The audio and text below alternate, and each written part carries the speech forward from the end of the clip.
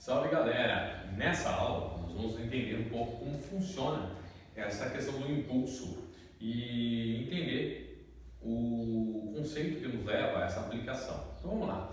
Primeira coisa que você tem que entender. Eu coloquei aqui o desenho de um canhão, dentro dele tem uma bala, né? A bala de canhão. Eu vou acender aqui o meu pavio, que bonitinho. Esse pavio vai pegar fogo, exatamente. Vai entrar aqui no paviozinho, tá? Na hora que ele entrar vai acontecer o quê? Reação, exatamente o quê? Combustão. Eu vou queimar a pólvora expande rapidamente, automaticamente. Isso é o famoso boom, né? Porque é uma expansão muito rápida, né? Estoura. E quando ela estoura, o que aconteceu aqui? Simplesmente a minha bala aplicou exatamente um certo impulso, uma certa relação de impulso no canhão. Então eu tenho aqui o impulso aplicado, aqui nesse caso, no canhão, e automaticamente, né, eu também tenho que, se a bala empurra o canhão empurra a bala. Então eu tenho o impulso aplicado na bala. Conceitos interessantes serem observados, esses impulsos são de sentidos opostos. Então quer dizer que eu tenho um impulso positivo para um lado, negativo para o lado oposto, né? Entendemos então que o impulso realizado na bala tem a mesma intensidade do impulso realizado no canhão, só que no sentido oposto, né? Então ele fica menos. Entendendo que impulso é a variação da quantidade de movimento, nós falamos então que variação da quantidade de movimento da bala vai ser igual a menos a variação na quantidade de movimento do canhão, né? Então está aqui. E quando eu falo variação, estou falando que a quantidade de movimento final da bala menos a quantidade de movimento inicial dessa mesma bala tem que ser igual a menos quantidade de movimento final do canhão menos a quantidade de movimento inicial do canhão. Porém, quando eu jogo esse sinalzinho de menos para cá, né, ele faz com que o meu conceito sofra uma pequena inversão, né? Então, menos com mais fica menos, menos com menos fica mais. Top, né? Beleza. Já estamos organizando aqui. Agora, que eu estou entendendo um pouco melhor essa passagem, eu vou jogar meus valores. Olha só. Eu vou jogar a quantidade de movimento inicial da minha bala para o segundo membro. Negativa, ela passa para cá, ela fica positiva, né? Então, fica a quantidade de movimento inicial da bala mais quantidade de movimento inicial do canhão. É igual. Vou pegar minha quantidade de movimento final do canhão, negativa, e vou passar para o primeiro membro, verso sinal, quantidade de movimento final da bala mais a quantidade final de movimento do canhão, tá? São equivalentes à soma das iniciais. O que eu percebi então? Quando eu falei quantidade de movimento final da bala do canhão, eu estava falando no depois. Depois do quê? Depois que a explosão aconteceu, eu tive então um movimento, nesse caso, da bala e do canhão. A bala foi para um lado, o canhão ele foi para o lado oposto, né? Nesse caso aqui ele recuou, né? A gente chama de velocidade de recuo. Qual a velocidade de recuo? Você acha que o canhão afastou após a explosão. E é igual, né? O conceito que ficou igual à sua quantidade de movimento inicial, né? Ou seja, antes dessa explosão acontecer. Então eu tenho aqui o antes da minha explosão acontecer e eu tenho depois dela acontecer. Isso é um acontecimento, né? Foi a explosão.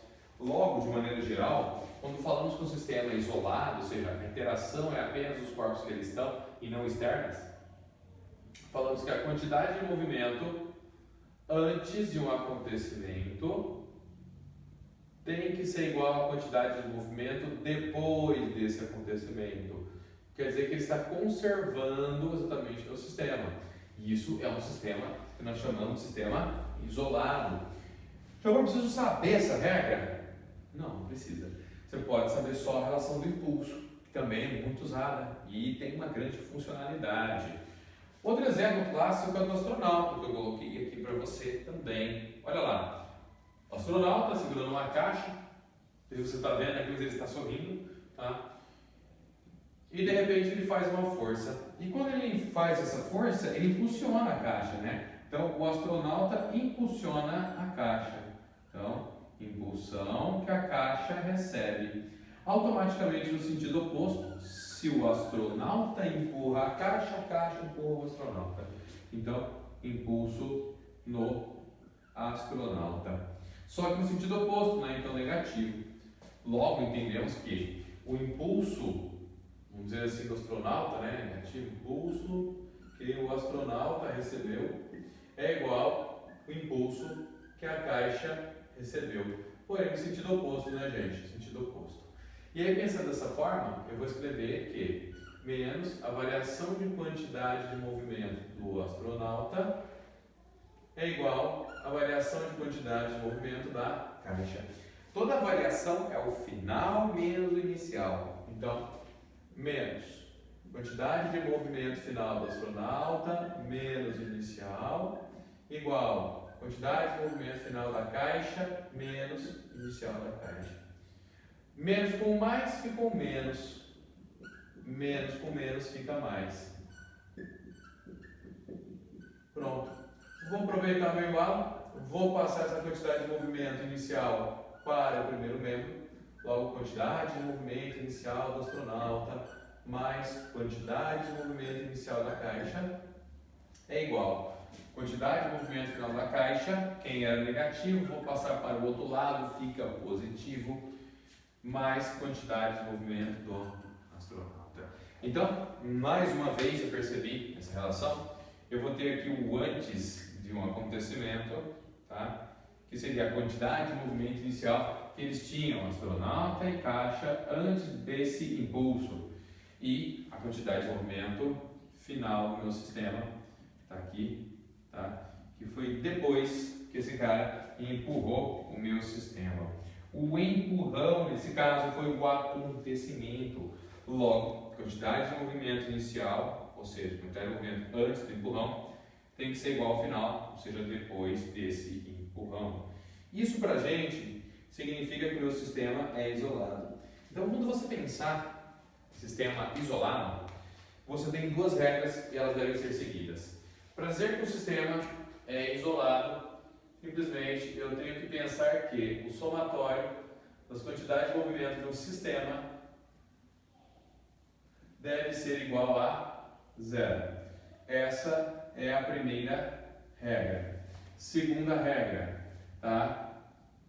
O somatório das forças externas que agem no meu sistema deve ser igual a zero.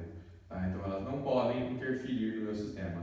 E aí eu posso falar dessa maneira que o meu sistema está isolado, tá bom? Mas lembre-se, isso aqui é válido para muitas funções, tá bom? Posso falar dos patinadores, o patinador empurra o outro, o patinador pula nas costas do outro.